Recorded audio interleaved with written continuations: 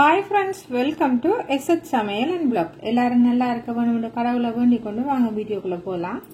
நான் உங்களுக்கு சாக்கு கணவாயில் ஒரு கிரேவி செய்து காட்டப்படுறேன். அதை எப்படி செய்யலாம்னு பார்க்கலாம். அதுக்கு சாக்கு கனவா வாங்கி வடிவா தோலெல்லாம் எடுத்து மை எல்லாத்தையும் எடுத்துட்டு வடிவா கிளீன் பண்ணி இப்படி துண்டு துண்டா கட் பண்ணி எடுத்துருக்கு. ஊசி கனவா ஒரு ருசியா இருக்கும், சாக்கு கனவா ஒரு ருசியா இருக்கும். இது நல்ல சதப்பிடிப்பா இருக்கும்.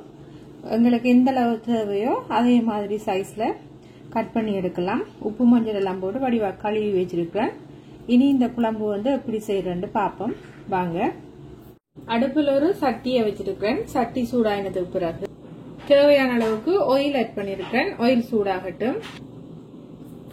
ஆயில் சூடாயினது பிறகு கொஞ்சமா கடுகு, கொஞ்சம் சின்ன சீரகம், கொஞ்சம் பெருஞ்சீரகம் ஆட் பண்றேன். அடுத்ததா ஒரு நட்டு கருவேப்பிலை உருவி வச்சிருக்கேன், அதையும் ஆட் பண்றேன். சின்ன கட் பண்ணிய ரம்ப இலைகள் 4-5 ஆட் பண்றேன். 4 பல்லு பூண்டை இப்படி சின்ன கட் பண்ணி வச்சிருக்கேன், அதையும் ஆட் பண்றேன். கனவா வாயு என்ற வடிவா சில நேரங்களில் வயிறு வலிக்கும். பூண்டு போட்டோம்னு சொன்னா அப்படியானது ஒன்றும் நடக்காது. நல்லா மிக்ஸ் பண்ணலாம்.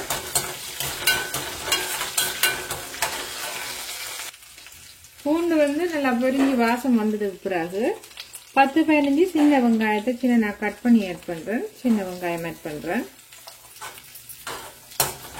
இப்போ சின்ன வெங்காயம் நல்லா வதங்கி வரணும். வெங்காயம் பொன்னரமா வதங்கினது பிறகு இஞ்சி பூண்டு பேஸ்ட் 1 டேபிள் ஸ்பூன் ஆட் பண்றேன்.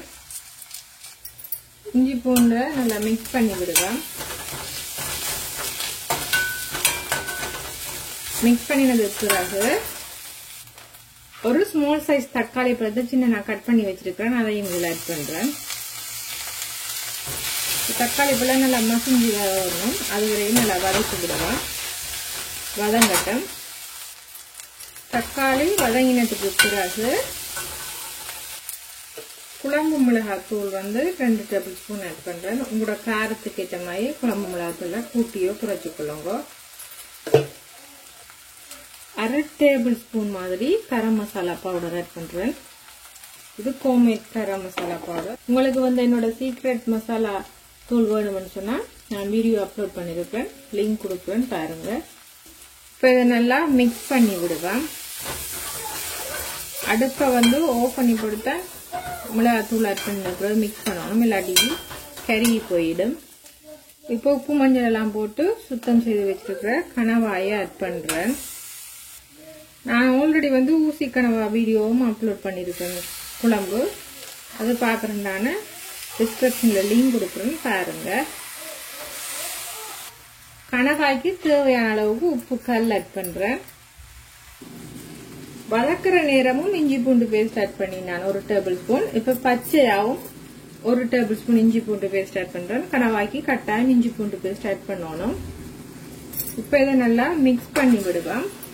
தண்ணி எதுவுமே விடாம முதல்ல இதை வேக வைப்போம். என்ன சொன்னா கனவா நிறைய தண்ணி விட்டு வரும். நல்லா மிக்ஸ் பண்ணி முடிக்கிறது காட்டுறேன். இப்போ மிக்ஸ் பண்ணியாச்சு. மூடிய போட்டு கனவா வேகும் வரையும் வேக வைப்போம். தண்ணி எதுவுமே நான் ஆட் பண்ண இல்ல. கனவா வெந்தது பிறகு பார்ப்போம். கனவா ஒரு 50% வெந்து வந்துட்டு இப்ப நல்லா மிக்ஸ் பண்ணி விடுவோம். அப்பதான் மேல இருக்கிறதும் கீழே போய் ஈவனா குக் ஆகும்.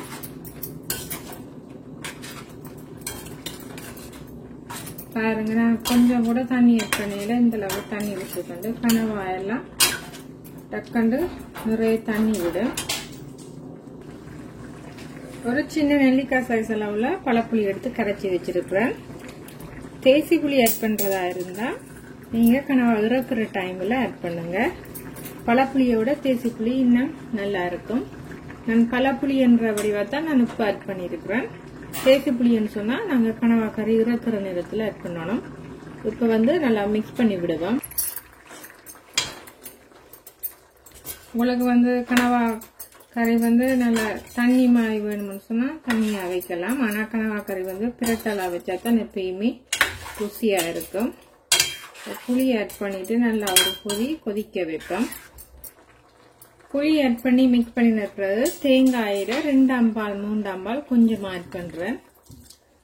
இப்ப வந்து நல்லா இந்த குழம்பை வந்து நான் வத்த விட போறேன். வத்த விடுத்தான் பிரட்டல் மாதிரி எடுக்க போறேன். உங்களுக்கு தண்ணியா வைக்க விருப்பம்டா இந்த மாதிரி இதுல வைங்க. ஆக தண்ணியா வைக்க கூடாது. கனவா குழம்பு பிரட்டலா இருந்தா தான் எப்பயுமே ருசி.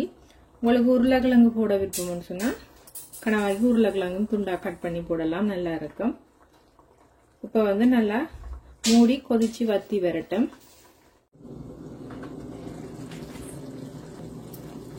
இப்ப கனவா கறி நல்லா வத்தி வந்துட்டு பாருங்க. இந்த ஸ்டேஜில் அடுப்பு ஆஃப் பண்ணினா இன்னும் சூட்டுக்கு இன்னும் உரி வரும். பிரட்டலா தான் வச்சிருக்கேன். பிரட்டலா வச்சு சாப்பிட நல்லா இருக்கும். சோறு புட்டு இடியப்பத்துக்கெல்லாம் சட்டப்படி இருக்கும். சுவையான சாக்கு கனவா கிரேவி வந்து ரெடி. இது போல நீங்களும் செய்து பாருங்க. செய்து பார்த்து எப்படி இருந்தது கமெண்ட்ஸ்ல சொல்லுங்க. இதுவரைக்கும் என்னோட வீடியோவை பொறுமையா பார்த்து எனக்கு கமெண்ட்ஸ் பண்ணி ஆதரவு தர அனைத்து நல்ல உள்ளங்களுக்கும் ரொம்ப ரொம்ப நன்றிகள். ஃபர்ஸ்ட் டைம் பாக்குறீங்கன்னு சொன்னா மறக்காம என்னோட சேனலை சப்ஸ்கிரைப் பண்ணுங்க. இன்னும் ஒரு இன்ட்ரெஸ்டான வீடியோல நான் உங்களை சந்திக்கிறேன். அது வரைக்கும் பாய்.